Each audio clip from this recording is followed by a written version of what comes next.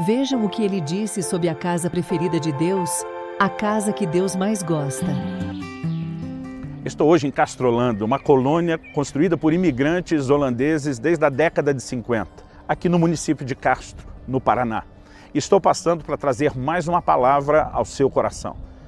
Em Atos, no capítulo 15, uma conversa que acontece no Concílio de Jerusalém, com a reunião de toda a liderança da igreja. Nós lemos: cumpridas essas coisas, voltarei e reedificarei o tabernáculo caído de Davi, e levantando-o de suas ruínas, restaurá-lo-ei, para que os demais homens busquem o Senhor, e também todos os gentios, sobre os quais tem sido invocado o meu nome, diz o Senhor, que faz essas coisas conhecidas desde os séculos.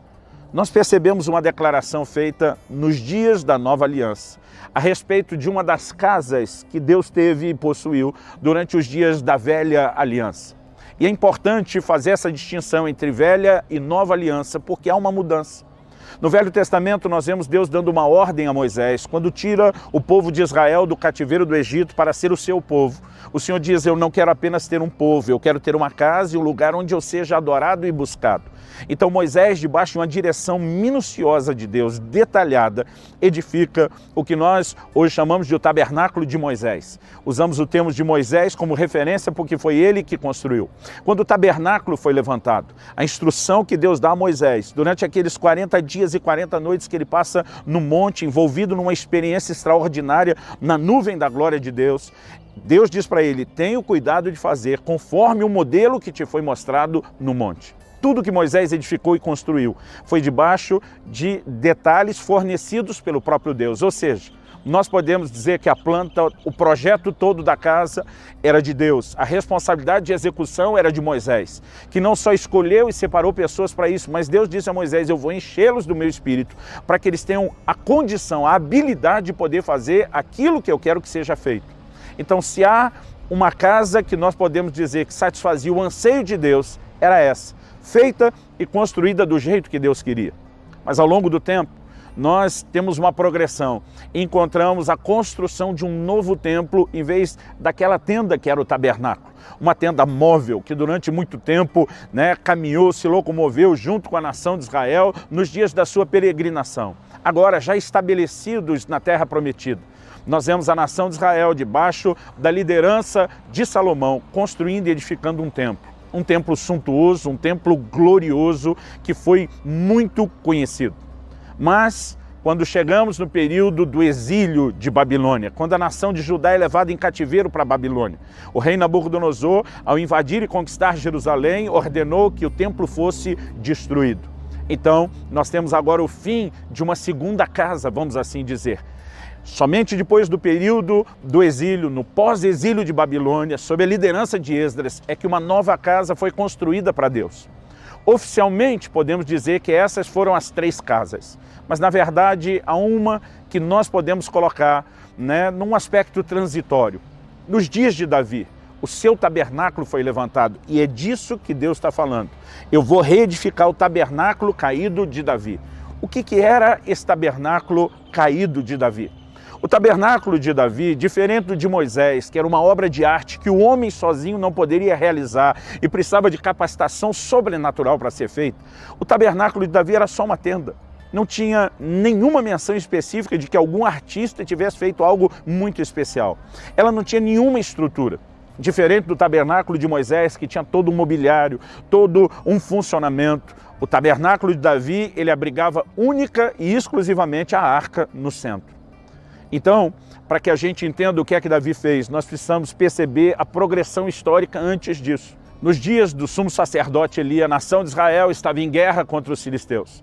E alguém teve a ideia de trazer a arca para o campo de batalha, como se fosse uma espécie de amuleto ou talismã que pudesse livrá-los, porque eles já haviam sido derrotados na primeira batalha. A verdade que a palavra de Deus nos mostra é que a arca de Deus foi perdida, foi tomada pelos filisteus. E o que era o maior símbolo da presença de Deus que a nação de Israel tinha, foi embora. O impressionante é o descaso que vemos de uma nação, de uma geração inteira, porque ninguém fez absolutamente nada, ninguém moveu um dedo para recuperar essa arca. Quando a arca volta, diríamos quase que espontaneamente, debaixo de direção e intervenção de Deus, ela sai dos termos da terra dos filisteus e é devolvida para a nação de Israel, mas ninguém mexe com ela. Durante todos os dias do rei Saul, ninguém se incomodou em restituir a arca ao lugar do tabernáculo. Mas nos dias de Davi, quando ele assume como rei de toda a nação, ele, num dos seus primeiros atos reais, ele decide trazer a arca de volta, com festa, com celebração, com dança, numa procissão inesquecível. E ele leva essa arca para Sião, a chamada cidade de Davi. Ali ele arma uma tenda e coloca a arca no centro. Diferente do tabernáculo de Moisés, agora só temos a arca. Então Davi introduz um elemento novo na adoração, que antes era baseada só no sacrifício de animais. Davi agora introduz a música. Ele coloca os levitas para que fiquem em turnos, 24 horas por dia, 7 dias por semana, em volta da arca, simplesmente adorando, declarando: o Senhor é bom, a sua bondade dura para sempre.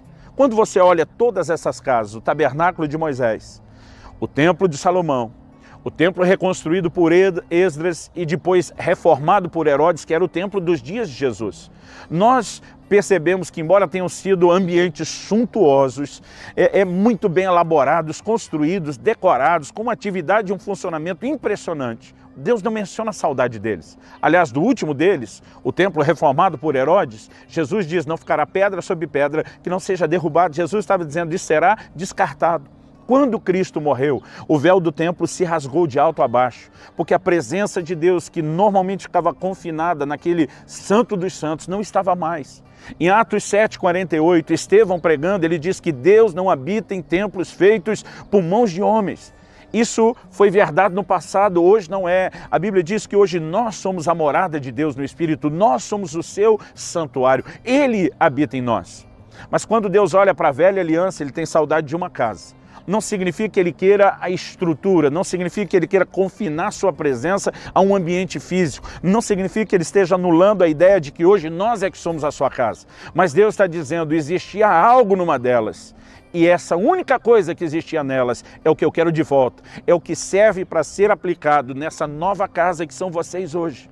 E quando Deus olha, seus olhos estão atraídos para o tabernáculo caído de Davi, porque com o tempo ele não se tornou mais utilizado. Na verdade, Deus estava dizendo: o que eu quero não é a estrutura física, não é a beleza de um prédio. Deus estava dizendo: o que eu quero é o espírito que havia nesse lugar. Quando Deus está dizendo: eu vou restaurar esse tabernáculo, Ele não está dizendo que nós vamos precisar de uma tenda física onde Deus habite de forma literal.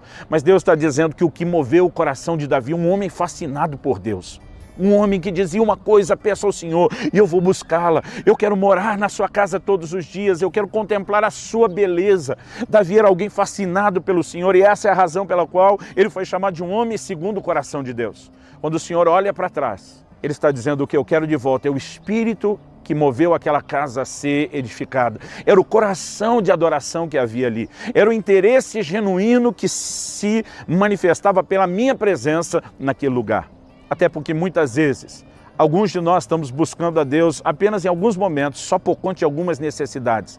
A geração de Eli que perdeu a arca, na hora do aperto, quando perderam a primeira batalha, estavam na iminência de perder a guerra com os filisteus, mandaram trazer a arca que simbolizava a presença, não para adorá-lo, não para reverenciá-lo, não para buscá-lo, não para conhecê-lo mais ou melhor, mas simplesmente a trataram como uma espécie de amuleto ou talismã. Quem sabe ela vai resolver o nosso problema. E uma vez que não resolveu, ninguém se importou mais com ela. Esse não era o coração de Davi. Nós percebemos que ele coloca a arca no centro do tabernáculo. E ele diz para os levitas: ninguém vai pedir nada, nós vamos permanecer nesse lugar adorando. Davi era um adorador por excelência, não apenas por conta da sua habilidade musical.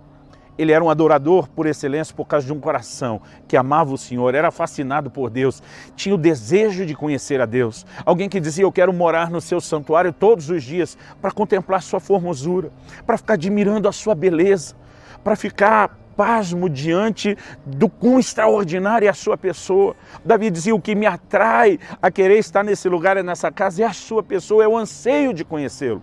Então nós vemos um Deus declarando: há algo nessa casa que eu preciso que se repita na realidade da nova casa, que são vocês, que me têm habitando dentro de vocês. Em outras palavras, Deus está dizendo: eu continuo esperando o desejo, eu continuo esperando que vocês sinceramente me busquem, eu continuo esperando que vocês tenham interesse pela minha pessoa. Na carta à igreja de Éfeso, no Apocalipse, o Senhor Jesus claramente os confronta. embora terem uma alta performance de produtividade. Ele diz: conheço suas obras, o seu labor, a sua perseverança. Ele protesta que havia um baixo nível de interesse por ele e pela sua pessoa, quando diz: tenho, porém, contra ti, que abandonaste o teu primeiro amor.